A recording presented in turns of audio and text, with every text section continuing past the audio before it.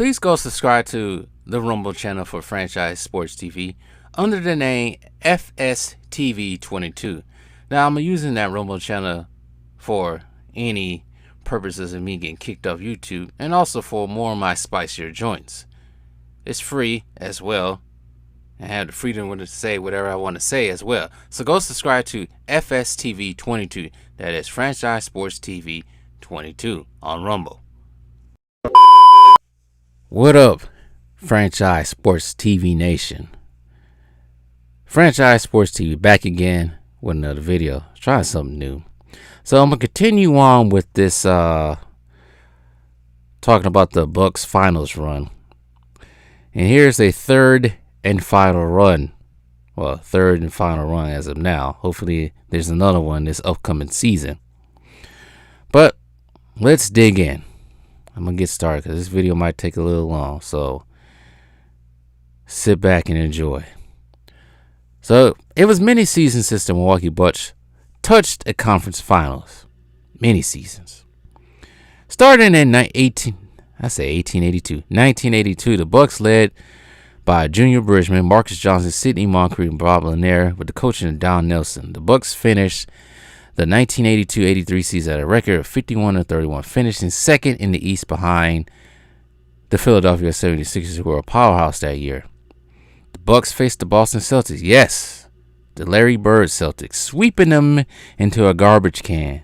And then next, the Bucks faced the number one seed, the 76ers. 76ers was just too much for the Bucks. Therefore, the Bucks lost in 5 games to the eventual champions, who swept the Lakers in the finals. The Bucks returned to the conference finals again, but a gentleman's sweep they received from the Boston Celtics as revenge.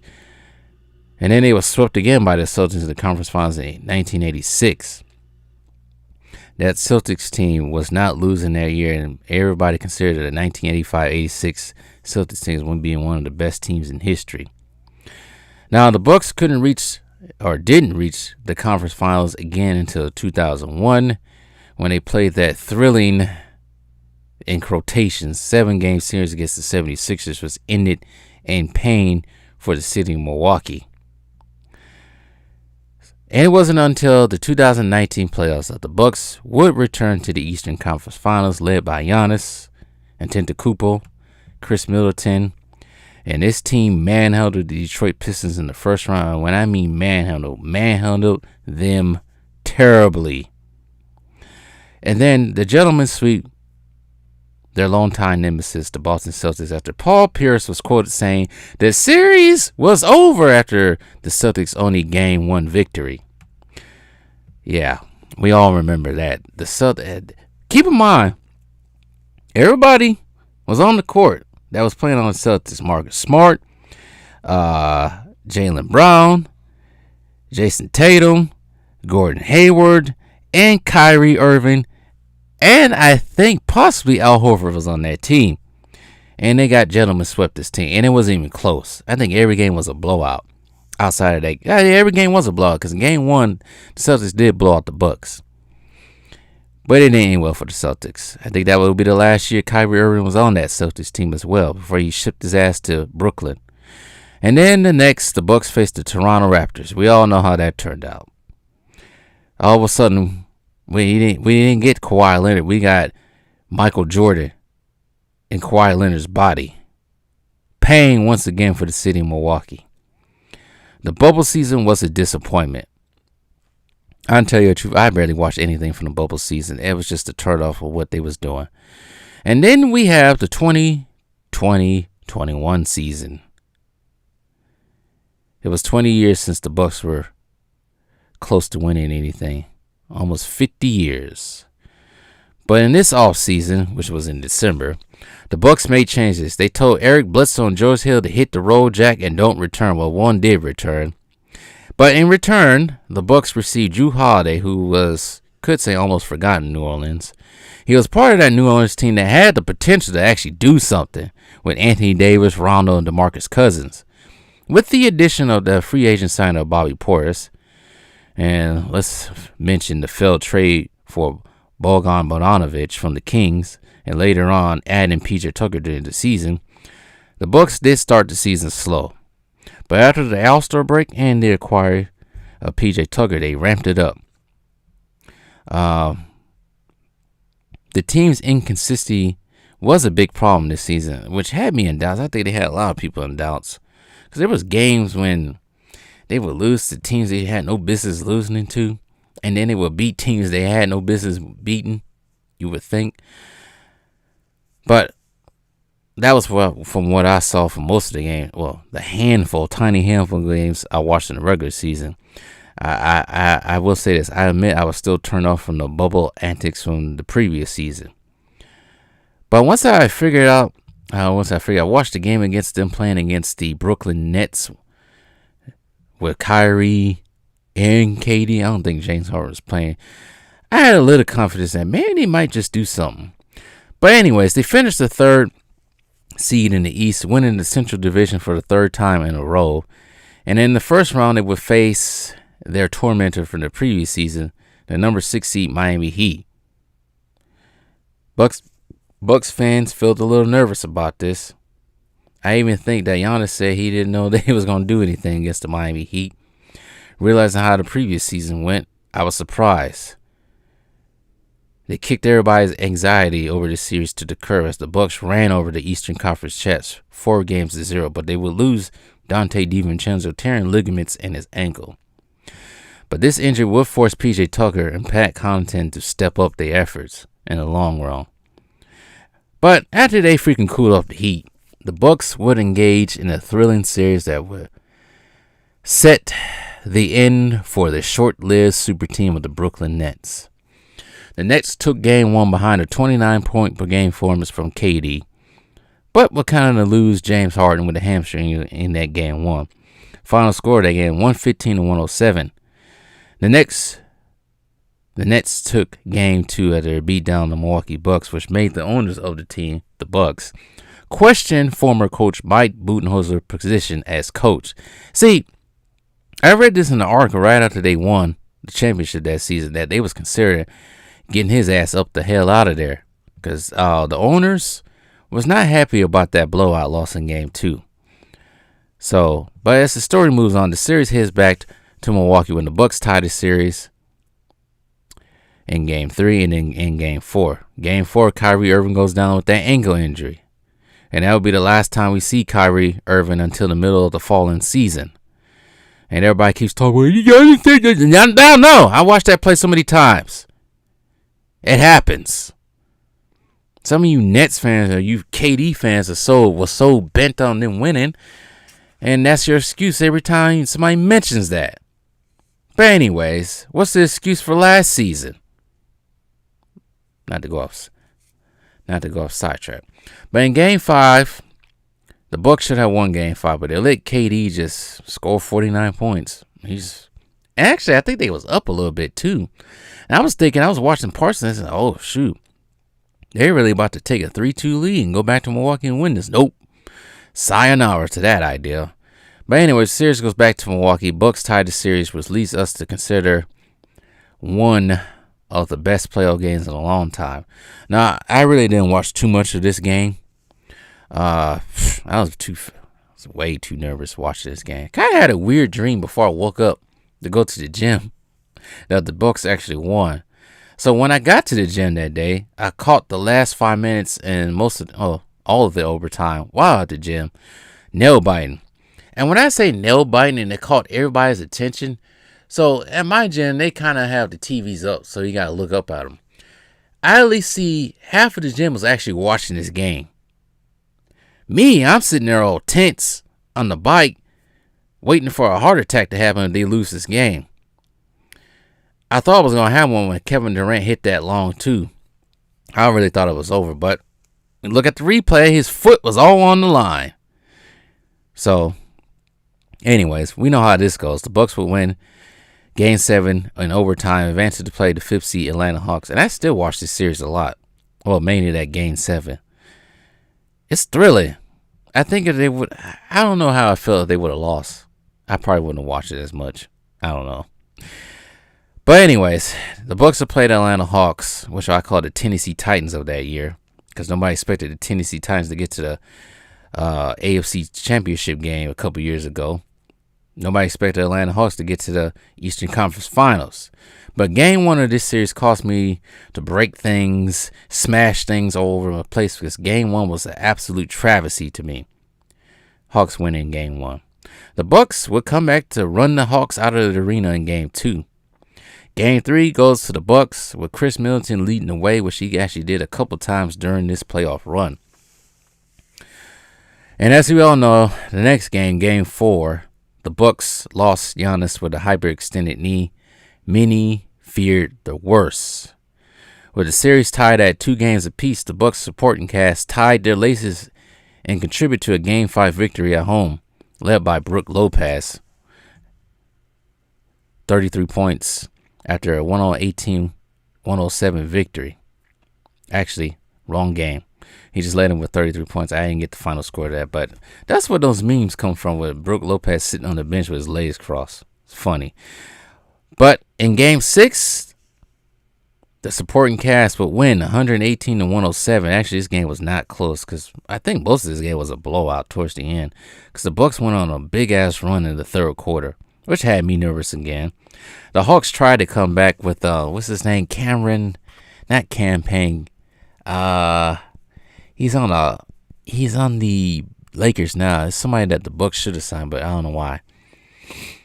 Because Trae Young got hurt in that game 4 as well. But anyways, Bucks beat the Atlanta Hawks in 6 games, and the franchise found itself back in the NBA Finals for the first time since 1974. First time a team that has represented the West in the East, which I think they are. I think they're the only team to do that. Their opponent, the Phoenix Suns, who found themselves in the finals since 1993. And this Phoenix Suns team, not to say no other team has experienced this, but this Phoenix Suns team was very lucky. Even much I don't like the Lakers, don't like LeBron and the Lakers, they was hobbled. Second round against the Denver Nuggets, no Jamal Murray. Third round, Kawhi Leonard tore his ACL in the previous round against Utah, leaving only Paul George out there. And so the Suns thought they was probably going to get another freebie in the finals, knowing Giannis. But Giannis surprisingly shows up. I don't want to say he showed up like Willis Reed, but anyways, Willis Reed style for game 1. But that Suns pick and roll, that high power offense was too much. You had Brook Lopez out there getting lost in the pick and roll. And that was pretty much the first 2 games like that. But Giannis did have that amazing rundown block on Mikal Bridges, coming off a hyperextended knee. But down 2 games, the Bucks bounced back in game 3, blowing out the Suns. But game 4 is when all the drama was at. Game 4 was a game that I really don't understand. I don't think anybody understood it if they paid attention. The officiating towards the end of the game with Devin Booker was terrible. I swear to God, he had 9 fouls. I count him, 9 fouls. He should have been fouled out earlier. Eventually, he did get fouled out. But regardless of that, we would see one of the most amazing blocks by an NBA player, by Giannis, blocking DeAndre Ayton's dunk from Devin Booker.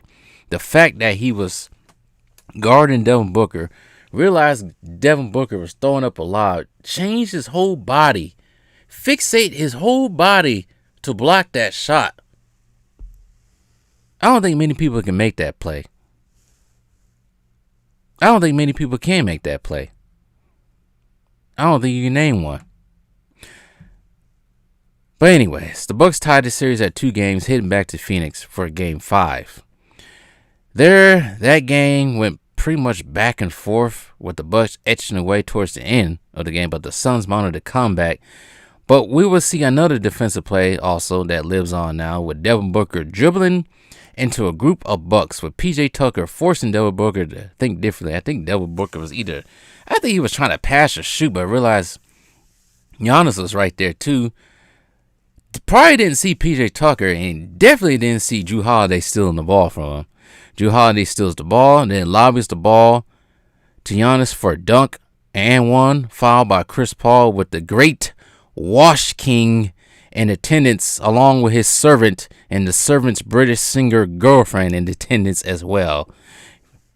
Yeah, they was there. With the Bucks leading the series for the first time, 3-2, they went back home to play another nail-biter. And this game, we will probably see one of the best performances from a superstar in an NBA Finals game. Giannis will grab 50 points and 14 rebounds and 5 blocks. I didn't even know he had 50 points till they said something. I was just too much into the game. They didn't recognize how many points he was scoring. But I do recognize he was scoring. But Giannis will win Finals MVP and also get the ultimate prize, a ring. And I was relieved, not jumping for joy, but just sitting there appreciating that I got to see the Bucks in my lifetime win it all. You got to remember, for some of us Bucks fans out there, they listening, especially the ones who are from Milwaukee. I remember sitting in that Bradley Center. Now that's gone. It's just an empty lot. But I remember sitting in the Bradley Center watching games on UPN, if anybody remember what UPN was. Then on Fox Sports, watching their shortcomings, their failures, the fake outs when they look like they're going to do something, the low years, the 15 and 67 season, watching Michael Redd go down with various knee injuries, the Bucks trading Ray Allen, the Fear the Deer seasons of 2009, 2010, probably 2014-15 season, Andrew Bogut almost breaking his whole entire arm after a dunk. I was finally relieved to see them win this championship. And the Bucks became the first and only team to win a championship, and probably will be the only team to win a championship in both the East and West. Now, out of all the 3 finals runs, I would say 2021 first, simply because I was able to see it and experience it. But most older Bucks fans would probably say 1971 finals will be first on their list. Probably simply because they did have a better record. They were 66-16. They had Kareem and Oscar, but simply because how quick the team won after its birth into the league 3 years before. I probably would rank this Bucks team last because as a team, quoted by Charles Barkley, he has called that Bucks team the stupidest, best team, stupid, smartest, best team he ever seen. Because Mike Budenholzer, and calm down, I ain't going to go that hard on Mike Budenholzer. Because Mike Budenholzer coaching at times had me scratching my head at how he was coaching his team and wondering how he would continue to be coached. Giannis won them this ring despite his coaching. But I do say this, without having PJ Tucker, I don't think they make this run. Yeah, Drew Holiday was very crucial on defense towards the end. But I think PJ Tucker, like, people joke on PJ Tucker saying he out there running around. He ain't scoring any points, but he's a great defender and mixes up things. That's what sometimes you need. And also, he could be seen as a enforcer at times because he did do some of that during this run. But he makes it tough on offense. This example being Game 5 of the Finals, forcing Devin Booker to think twice, which led to the turnover.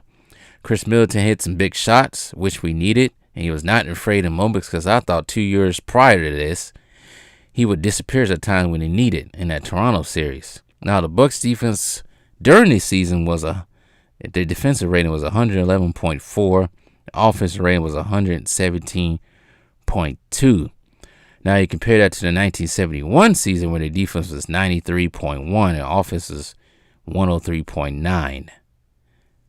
Yeah. But let's not forget things were different back then as well. So I'm going to conclude it with this. While the 2021 finals was pleasing to the Bucks fans, we would like to see another one very soon, like real fast. So this upcoming season, can you guys win it, please? So I can make another one of these. So anyways, I'm probably going to go into the 1980s for the Bucks because there was a lot of pain in that too. Just being there in the mix of amongst the Boston Celtics, Detroit Pistons, and 76ers, but they just couldn't get past those teams. So I'm probably going to talk about that later on. But anyways, that is the 2021 finals run for the Bucks. It was an exciting time. Came out of nowhere because I did not expect him to do anything like that. After 2 years of disappointment, after a while you get But anyways, tell me what you guys think.